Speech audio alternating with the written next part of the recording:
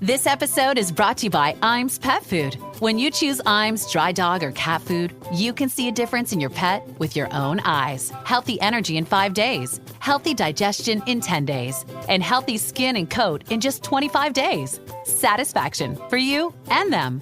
Guaranteed or your money back. Feed Iams dry dog or cat food and see a visible difference. Visit iams.com/difference to learn more. Want to shop Walmart Black Friday deals first? Walmart Plus members get early access to our hottest deals. Join now and get 50% off a 1-year annual membership. Shop Black Friday deals first with Walmart Plus. See terms at walmartplus.com. This is Optimal Living Daily, the single most effective thing you can do to produce consistently measurable results. Part 1 by Michael Mehlberg of michaelmehlberg.com. And I'm Justin Malik. Happy Friday. Welcome to one of the only podcasts in the world where articles are narrated to you for free with permission from the authors. It's an award-winning podcast thanks to you. Today I have a bit of a longer post, so I'll read the first half today and then finish the rest for you tomorrow. So with that, let's get right to it and start optimizing your life. The single most effective thing you can do to produce consistently measurable results. Part 1 by Michael Mehlberg of michaelmehlberg.com. Can I tell you something? I took the day off to homeschool my kids, and I'm about ready to pull my friggin' hair out. Not because of my kids. They're troopers. They're working hard. No, I was frustrated because I didn't know how long each assignment would take, didn't know when they'd get tired, and had no idea how to move them through their planned education. As such, we failed a math test, spent twice as long as we should have on history, and I missed feeding them all lunch. Tonight, I'm recommending my wife to sainthood. Quote, "It's a lack of clarity that creates chaos and frustration." Steve Maraboli. Now, with a bit of perspective, I see exactly what went wrong. I had a plan, but I didn't have a schedule. Planning versus scheduling. Remember Franklin planners? My dad used to tote one everywhere. Bound in leather and stuffed thick with assorted papers, it was the executive professional's badge of the 1990s. I remember spying it on the kitchen counter, wondering at its contents, imagining it packed full of world-changing business deals, C-level contacts at publicly traded companies, and strategic plans for supreme corporate domination. Alas, when I grew old enough to afford my own, Franklin planners were no longer in vogue, replaced instead by their digital equivalent, the Palm Pilot. I bought this digital copycat, learned how to write its semi-cryptic letters, and didn't look back for 15 years. Now, I see there was always something missing. The Palm Pilot was not the digital equivalent of a paper planner. Neither are its successors, the BlackBerries, the Surface Books, or the iPhones of the world. Something was lost in the translation from paper to silicone, the most important part of a planner, the ability to plan. There's a difference between planning and scheduling. Planning is thinking about what you want your life to look like in 1, 3, 5, 10, or 20 years. Where do you want to be? What do you want to have? What do you want to be doing? Scheduling, on the other hand, is what you do today, tomorrow, or this week. Plans are your mission, your vision, your goals. Schedules are your meetings and other calendar events. They are the blocked off times where you do the work necessary to achieve your goals. For example, your plan for tomorrow might be to refurnish your dining room. Your schedule will be to go to Costco at 9 a.m., spend an hour shopping for and buying a dining room table, driving home at 10 a.m., unload and put the thing together at 10:30 a.m., then spend the next 2 hours painting the dining room, have a 12:30 p.m. lunch for 30 minutes, hang a new light fixture at 1 p.m. for 1 hour, then play video games until bed. If you have a plan without a schedule, you'll have good intentions without action. This leaves you vulnerable to getting lost in a sea of urgent tasks that distract you from your goals.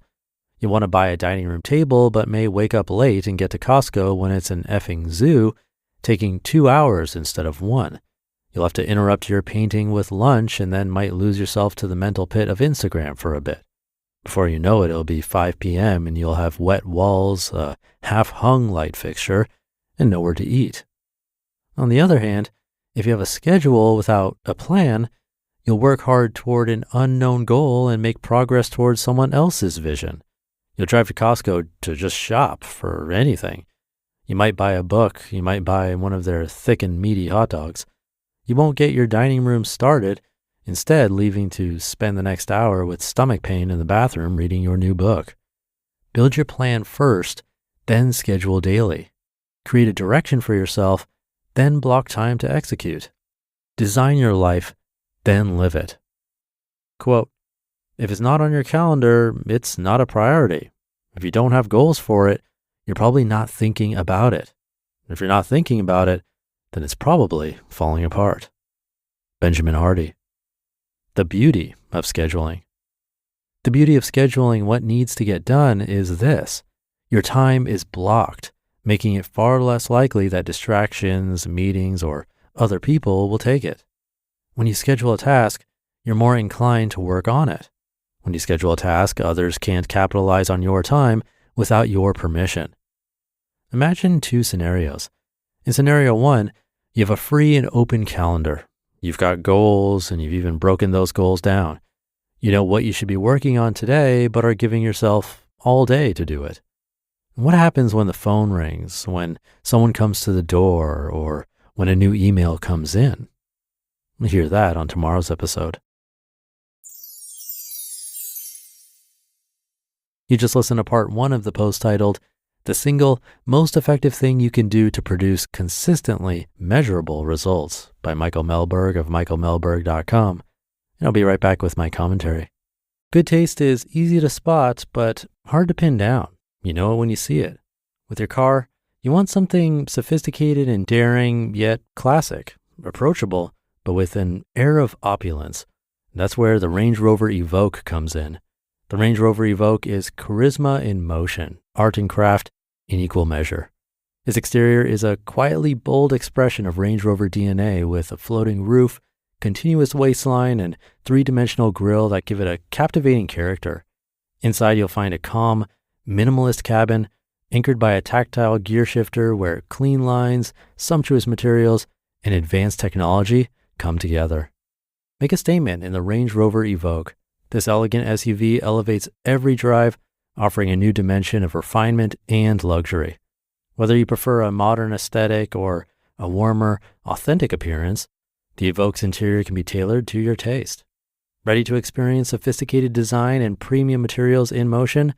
Explore the Range Rover Evoque at LandRoverUSA.com. Hey, it's Austin James. If you're like me, trying to live your best life while living with diabetes, you can relate to worrying if you're doing a good job managing your diabetes. I use the Freestyle Libre 3 Plus sensor to get real-time glucose readings and see the impact of every meal and activity to make better decisions. The Freestyle Libre 3 Plus sensor can help me live life with diabetes on my own terms, and it gives me more time for the things I love, like being a dad and a musician. Now this is progress. Learn more at freestylelibre.us. For prescription only. Safety info found at freestylelibre.us. Thank you to Michael. This one really hit home for me because I've definitely been guilty of having plans but not actually scheduling them. When I started this podcast back in 2015, I had these big plans about what it could be, but I didn't actually schedule specific time blocks for recording and editing. That led to some pretty stressful moments of recording while I was sick in bed or editing late into the night because I hadn't blocked off the right time for it. I thought his example of the dining room project was spot on. So easy to think, oh, I'll get to that today. But then time slips away, and before you know it, the day's gone. I've had plenty of those days myself where I had good intentions, but didn't actually block off specific times for tasks. Something I try to do now, especially with this podcast, is block off specific recording times. Doesn't always work perfectly, but having that structure really does help prevent other things from creeping in and taking over. So hopefully this was a good reminder for you too. Maybe we can both try to actually schedule some of those plans we've been putting off. I know I will. And we'll hear the rest of this article tomorrow. So for now, that'll do it for today. Have a great rest of your day, and I'll see you tomorrow for part 2, where your optimal life awaits.